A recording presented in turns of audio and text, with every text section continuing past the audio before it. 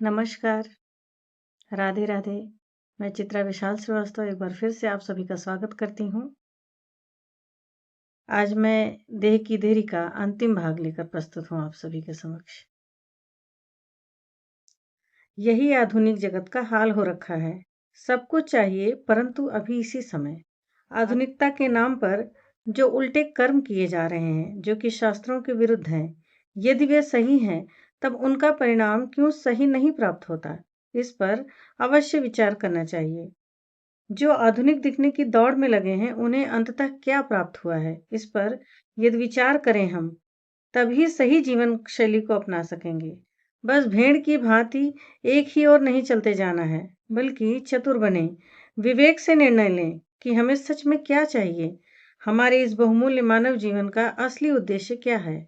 जब इस प्रश्न का उत्तर मिल जाएगा, तब हम उसी दिशा की ओर कार्य करेंगे जिससे भटकाव और विचलन नहीं होगी और अपने उद्देश्य को पूरा कर सकेंगे। परिणाम स्वरूप हम सच्ची शांति को पा सकेंगे। अंधी दौड़ जगत की देखो, एक दौड़े सब पीछे दौड़ें। ईर्ष्या द्वेष दिखावा धन का, घर हो बैर जगत को जोड़ें। सच्चा सादा बैरी लागे, झूठ दिखावा लागे अपना। मोह करे अन्याय जगत में, साचा प्रेम हुआ है सपना। साचा प्रेम हुआ है सपना।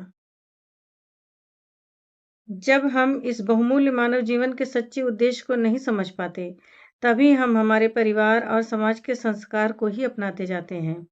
उनको ही जीवन का सत्य मानकर उन्हीं कुछ नियमों में बंध कर जीवन को ढोते जाते हैं और पीढ़ी दर पीढ़ी यही सब कुछ एक ढर्रे से चलता ही जाता है। बचपन खेल कूद करके, जवानी नौकरी कर, विवाह बच्चे और घर बनाने में लगे रहना और बुढ़ापे में दवाइयाँ और सेवा करवाने के कार्यों में व्यस्त रहते हुए, नाती पोते की चिंता में लगे रहकर बिताते हुए ही एक दिन देह त्याग कर देते हैं।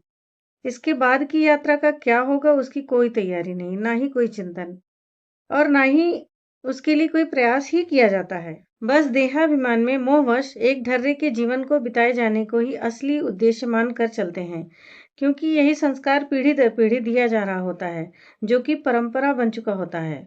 उसे तोड़कर नए नियम और जीवन को अपनाना कठिन लगने लगता है। हे प्रियतम मैं मैल भरी रे, कित आऊं अब तुम्हारी दुअरिया। तुम जो चरण लगाओगे मोहे, धुल जाऊंगी रे सांवरिया। परमात्मा के देने से ही सब है। हम सब भिखारी हैं। हमने इस संसार में जन्म लिया, यह जन्म भी उनका ही दिया है। हमारे पास जो कुछ भी है, उसका कण कण परमात्मा का है। फिर उनसे ही हम मुंह कैसे मोड़ सकते हैं? इससे बड़ी कृतज्ञता कुछ और हो ही नहीं सकती। हम मनुष्य जब परमात्मा के प्रति कृतज्ञ हो सकते हैं, जबकि यह जीवन ही उनका दिया है, तब मनुष्य यदि मनुष्य के प्रति ऐसे भाव रखे, तब इसमें क्या आश्चर्य है? हम तो इतने अहंकारी हैं कि परमात्मा की तनिक सेवा करने से भी कष्ट में आ जाते हैं और ऐसी कृतज्ञता जताते हैं जैसे ईश्वर की सेवा से ईश्वर का लाभ हो, या हम उनकी सेवा करने पर उनका ही उपकार कर रहे हैं। यह तो ऐसी बात हुई कि पिता की ही संपत्ति का अपने लिए उपयोग करना और उनसे ही मुंह फेर कर रहना, तथा यदि उसमें से कुछ उन्हें देना हो तो उसे उपकार भाव दिखाना। आध्यात्म से दूर मनुष्य मन की मलिनता के कारण देहाभिमान में चूर अज्ञानता से इतना भर जाता है कि वह अपने पांव पर स्वयं ही कुल्हाड़ी चलाता है और उसे भान भी नहीं होता। जिस दिन उसे भूल का भान होता है, अत्यधिक देर हो चुकी होती, परंतु परमात्मा तब भी आशा से हमारी ओर ही देख रहे होते हैं। उनके लिए उनकी हर संतान एक समान प्रिय है। हम उनसे संबंध को चाहे विसार दें, परंतु वे हमें कभी नहीं विसारते। परमात्मा का हम पर सदैव ध्यान रहता है। वे अनेकों रूप में हर स्थान पर कण कण में उपस्थित हैं। अनंत आंखों से हमें देखते हैं और अनंत कानों से हमें सुन रहे होते हैं। प्रभु जी हम दीनहीन तुम दाता, तुम्हारा ध्यान धरे चित जबहीं, तबहीं हृदय जुड़ाता। प्रभु जी हम दीनहीन तुम दाता। परमात्मा अनंत रूप में उपस्थित हो सकते हैं एक ही साथ, स्वयं ही सेवक, स्वयं ही स्वामी बनकर। अतः यदि हम माने कि समस्त संसार में जो कुछ भी है, सब कुछ परमात्मा ही है, परंतु माया रूपी आवरण के नीचे छिपे हुए, अतः माया रूपी तीनों प्रकार की देह रूपी आवरण ही यदि हटा दें, तब वह प्रकाशित हो जाएंगे। परंतु देहाध्यास से बाहर निकलना ही तो कठिन होता है। गोपियां देहाभिमान से परे हो गईं, तब उनका परमात्मा से रास संभव हो सका। गोपियां पिछले जन्मों में बड़े बड़े ऋषि मुनिजन थे, जिन्होंने कठिन तपस्याएं करी, परंतु फिर भी काम और मोह से पूर्णतः मुक्त न हो सके। तब उनको कृपा कर परमात्मा ने गोपी के रूप में ब्रजभूमि में स्थान दिया और वे परमात्मा के नित्य दर्शन से देहाभिमान से मुक्त हो गईं। अपने भीतर बचे काम और मोह को काम विजेता परमात्मा को ही सौंप देती हैं और सदा के लिए उससे मुक्त हो जाती हैं। मन से वे पूर्णतः माया से मुक्त हो चुकी हैं। उनका चित्त केवल परमात्मा में ही रहता है।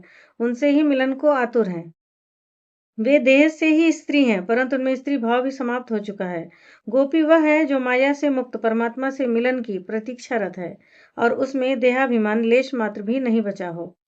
गोपी देह की देहरी पार कर परमात्मा से मिलन को व्याकुल एक जीवात्मा है।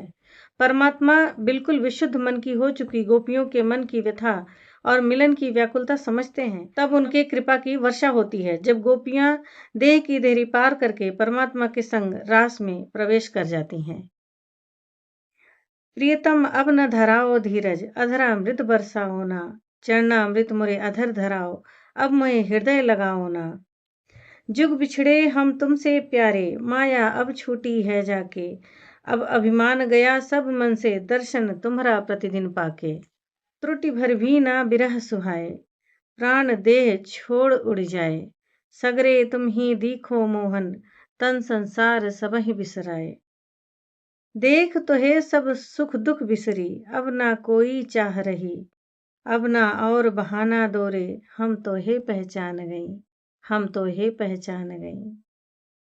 परमात्मा से जो निष्काम भाव से समर्पित होकर निश्चल प्रेम करता है, वे उसे आनंद नहीं बल्कि परमानंद प्रदान करते हैं। यही कारण है कि वे मिलन में अधिक प्रतीक्षा कराते हैं तथा अनेक प्रकार की परीक्षाओं से गुजारते हुए प्रिय के भीतर प्रेम के वियोग की पीड़ा अधिक बढ़ाते जाते हैं, क्योंकि वियोग में पीड़ा जितनी अधिक होगी, रास में अर्थात मिलन में उतना अधिक आनंद प्राप्त होता है। गोपियों संग रास लीला में भी इसी कारण से श्री कृष्ण ने वियोग की लीला भी की है, जिसके लिए वे निष्काम देहाभिमान से मुक्त गोपियों में भी स्वेच्छा से सूक्ष्म अहंकार ला देते हैं, जिससे उनका ध्यान कृष्ण से हटकर स्वयं की ओर हो जाता है। जब वे विचारने लगती हैं कि मैं सबसे सौभाग्यशाली हूँ और सुंदर भी, कि परमात्मा मुझ संग रास कर रहे हैं, मैं जैसा चाहूं बस वैसा ही वे व्यवहार भी कर रहे हैं। कदाचित कृष्ण को मुझसे आनंद प्राप्त हो रहा है और उसी क्षण श्री कृष्ण अंतर्ध्यान हो जाते हैं, अर्थात गोपियों के हृदय में विराज जाते हैं और वे प्रत्यक्ष उन्हें खोजती हुई गहन वियोग से घिर जाती हैं। और तब वे पागलों की तरह तरु और लताओं से पूछने लगती हैं, कृष्ण को देखा है क्या? कोई गोपी विरह में हर किसी को कृष्ण ही देखती है, अतः स्वयं को ही कृष्ण मानकर उनकी लीलाएं करने लगती है। और जब तब भी कोई बात नहीं बनती, तब वे विरह गीत गाती हैं, जिसे गोपी गीत कहा गया है, जिसके पश्चात ही श्री कृष्ण उनके सम्मुख आ विराजते हैं और वे अश्रुओं से भीगी निर्जीव हो चुकी गोपियां पुलकित हो उठती हैं। परम ब्रह्म का स्पर्श जिसे मिल जाए वह स्वयं ब्रह्म स्वरूप हो जाता है। जिस प्रकार पारस मणि जब लोहे को स्पर्श कर सोना बना देती है, तब वह पुनः लोहा नहीं बन पाता, ठीक इसी प्रकार ईश्वर के स्पर्श के पश्चात पुनः अपनी पिछली स्थिति में लौट पाना असंभव होता है। इसलिए रासलीला के पश्चात वे गोपियां ब्रह्म स्वरूप हो गईं। भक्ति अथवा प्रेम के मार्ग पर चलने के लिए आगे बढ़ने का मार्ग तो है, परंतु लौटने का नहीं। ठहरा तो जा सकता है मार्ग के मध्य में विश्राम हेतु, परंतु लौट नहीं सकते। जितना आगे बढ़ते जाओ गली संकरी होती जाती है, जिससे स्वयं को अपने प्रिय से एकाकार करना होता है। जब सब एक ही हो जाता है और मैं की समाप्ति हो जाती है। जिस प्रकार नदी सागर में समाहित होती है और सब सागर ही हो जाता है, उसका अब कोई अस्तित्व नहीं रह जाता, वह स्वयं सागर ही कहलाती है। तो हे देख पिया अब देखूं कहाँ, अब जगत में मुहे कछु भाए नहीं। तो हे पाके न कछु अब चाह रही, चित्त टर तो से और कहीं जाए नहीं। तुम साँचे जगत मोहे झूठा दिखे, तो हे छू के माया मोहे छू ना सके। खेल माया में अब ना मैं खेलूं पिया, नाम तोरा मैं मुँह से रखूं ना परे। नाम तोरा मैं मुँह से रखूं ना परे।